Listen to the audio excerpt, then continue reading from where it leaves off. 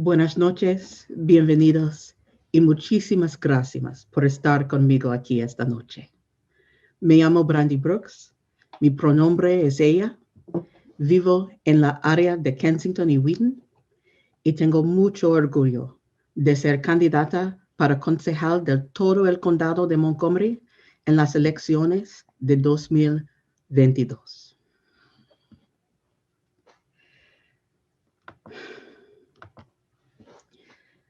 Tonight is the culmination of so many conversations, so many weeks of hard work, and so much organizing. And the best part is that, as folks have said, we are only at the beginning. We have 500 days to demonstrate what a grassroots, people-powered political movement can accomplish in this county. And the work won't stop even after that, because we have years of joyful, powerful organizing ahead of us as we transform Montgomery County politics and policies to put people first.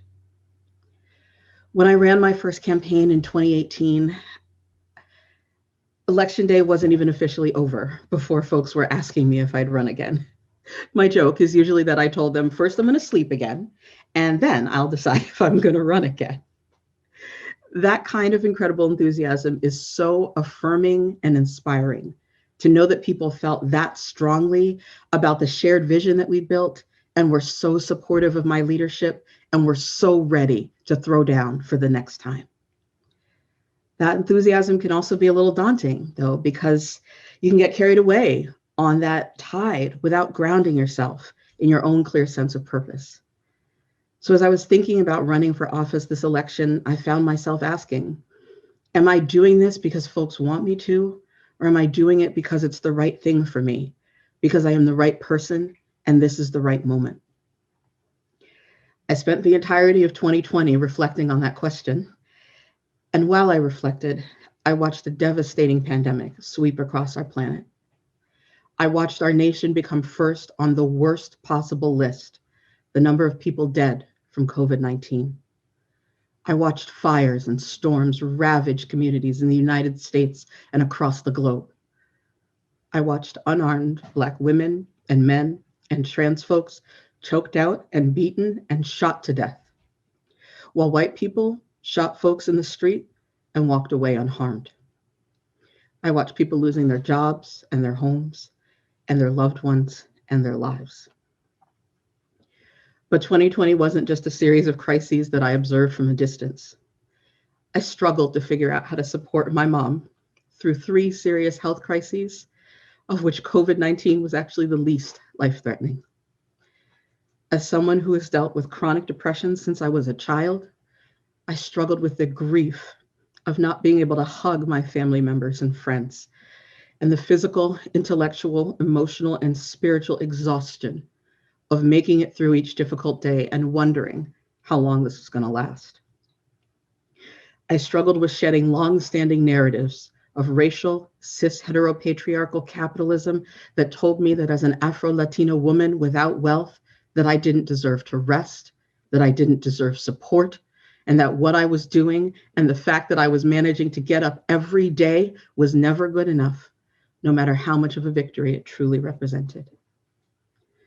And throughout 2020, I was very clear that both the personal traumas I was facing and the collective trauma we all were experiencing had the same root: systems of oppression, exploitation, and dehumanization that put us out of right relationship with our planet, with one another, and even with our own selves. And we needed public leadership that would speak to these root causes, look beyond getting back to normal, a normal that was harming and killing us and our communities every day, and reach for what it looked like to build a politics and policies of healing, restoration, transformation, and liberation. At the end of 2020, I became clear that this was a role that I wanted to embrace by running once again for county council at large. I wanted to use all of the things that I had experienced and all of the struggles and all of the lessons that I'd learned from them to build the kind of world that would hold me and heal me, that would hold and heal my family, and my friends that would hold and heal my community. And I was certain then, just as I am now, that I am not the only person who is ready to build that world. I am running because I believe that we will win. I believe that we will win. Running for office is a faith journey. When I ran in the 2018 elections, I'd never run for office before or even worked on a campaign before. And so I didn't know enough to know that what I wanted to do was considered kind of crazy. And that's probably a good thing. But I did have a conviction that while I was busy making myself small and thinking I wasn't good enough, people like Donald Trump and Larry Hogan woke up believing that they had a right to lead, and their leadership was doing terrible harm to the people and places I loved. I got clear that my holding back only gave them room to run roughshod over us. I got clear that it was time to stop letting other people's visions rule our world and to start building power for our visions instead. And because of that conviction, we were able to do tremendous things. With my sister and my mother as the core of my team, we built a base of hundreds of volunteers and donors, raised more than $150,000 through the Public Election Fund, and earned 21 organizational endorsements and 26,000 votes. We developed amazing leaders who have gone on to play critical roles in policy around racial equity, domestic violence, criminal justice, education, and more. We connected with people who never thought they'd be involved in a political campaign, but who became passionate advocates for a shared vision of a Montgomery for all. We showed that a grassroots campaign led by Black women that engaged everyday people could shift the landscape of local politics. This campaign is the next stage of that faith journey, and we are leaning into our vision.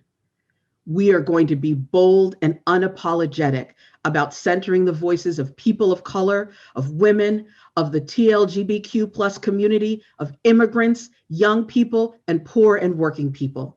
We are going to be bold and unapologetic about our progressive vision and progressive policy solutions.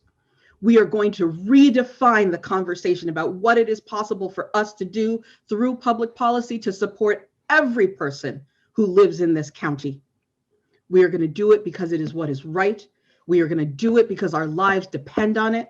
And we are going to do it because we recognize that we cannot prosper as a county if we are attempting to do it by marginalizing and exploiting our own people. I believe that we will win. What we have already accomplished in the last week is a stunning testament to the power of a grassroots movement. And I want to be absolutely clear. I did not do this on my own.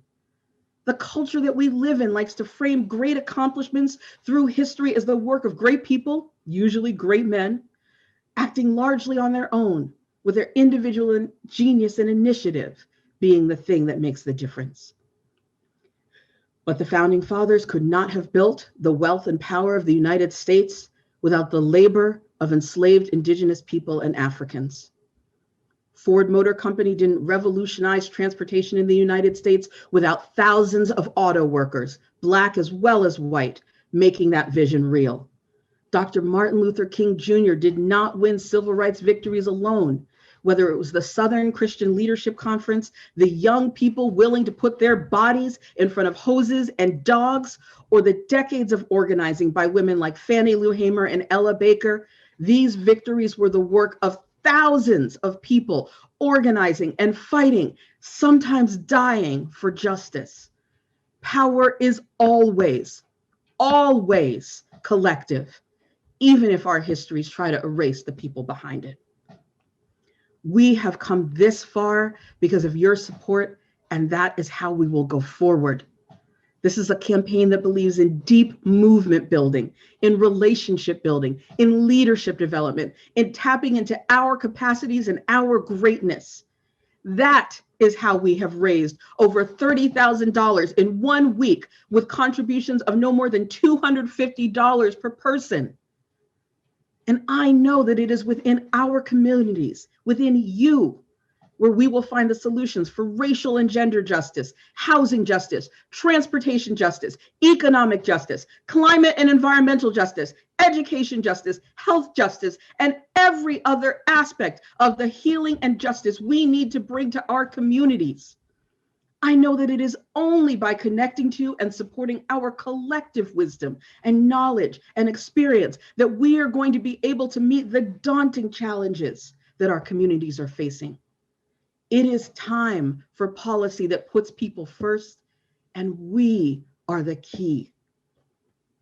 I believe that we will win. Folks might think that kind of certainty is hubris, but in fact, it's just history. I know that I am here running to be the first woman of color, the first Black woman, and the first Latina woman elected at large to the county council in its 50-year history because of all the people who came before me and fought and won despite those who told them it wasn't possible. I know that people like Odessa Shannon, Valerie Irvin, Nancy Navarro, and Ana Sol Gutierrez paved the way. I know that I stand on the shoulders of Harriet Tubman, Shirley Chisholm, and Octavia Butler, and all of the other warriors and visionaries who proclaimed the future and pressed on into it when everybody else said to turn back. I know that this isn't just Black History Month, it is Black Future Month. And we have inherited the charge of our ancestors to make transformative history again. At the start of this year, people who stand against everything our country says it values attempted to steal an election and take down our government by force. They were trying to steal our joy at what we had won in November and what we won again on January 5th, because that's the date I'm going to keep in mind. And I will not let our story be overshadowed. The story of how Black and Latinx and Asian and Native organizers threw down, mobilized our communities, and turned the tide of political power in the United States. The story of how people who have been called uneducated and unreachable and unorganizable voters turned out in droves to secure the future of our democracy and make history in electing Georgia's first Black senator in over 100 years and the first woman, Black woman, and Asian woman in the history of the United States to serve as our vice president. I know what we can accomplish because I've seen it. And so have the people who stand in opposition to justice and equity.